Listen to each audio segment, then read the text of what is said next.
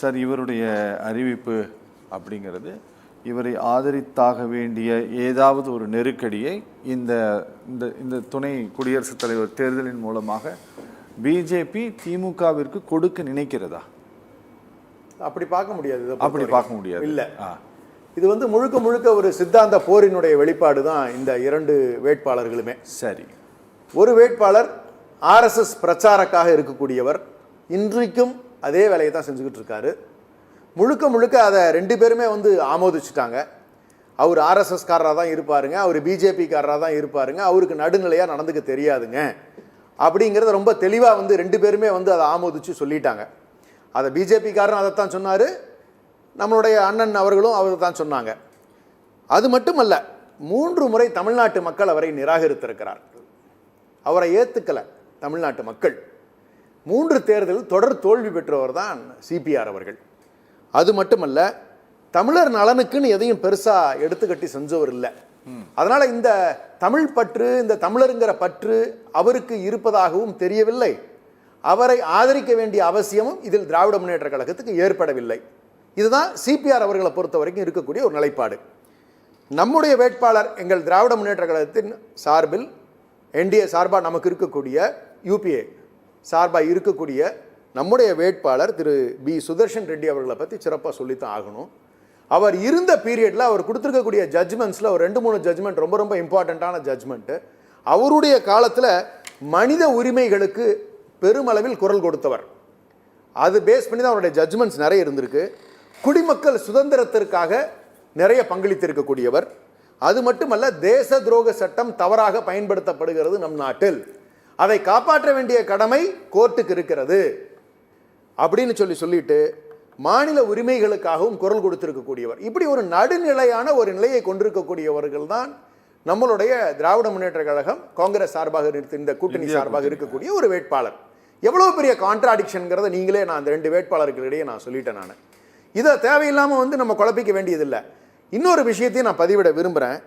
இவர் சிபிஆர் அண்ணன் அவர்கள் வந்து துணை ஜனாதிபதி ஆகிறதுனால நம்மளுடைய மாநில சுயாட்சிக்கு ஆதரவு அளிச்சுட போகிறாரா? கிடையாது. தமிழ்நாட்டுக்கு கல்வி நிதி ஏதாவது வாங்கி கொடுத்துட போகிறாரா? கிடையாது. கிடையாது, இல்லை, முடியாது. முடியாது. கீழடியை அங்கீகரிக்கிறதுக்கு ஏதாவது உதவி பண்ணிட போகிறாரா? அதுவும் கிடையாது.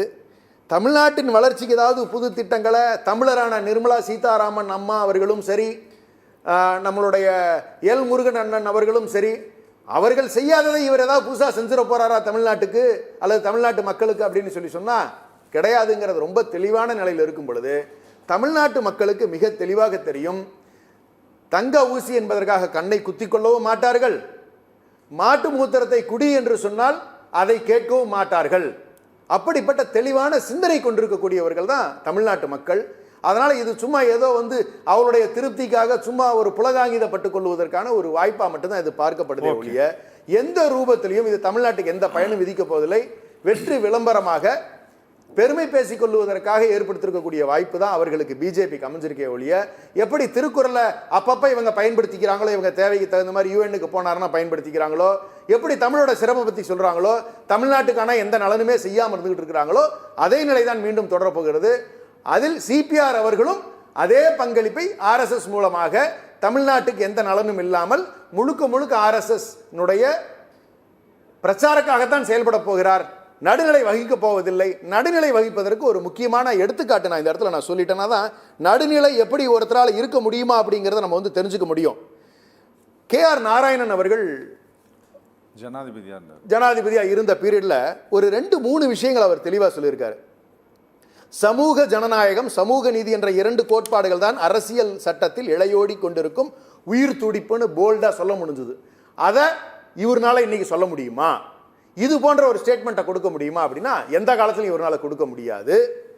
உச்சநீதிமன்ற தலைமை நீதிபதி பட்டியலில் பட்டியலினத்தவர்கள் மற்றும் பெண்கள் சிறுபான்மையினருக்கு பிரதிநிதித்துவம் தராததை சுட்டிக்காட்டி பேசினார்.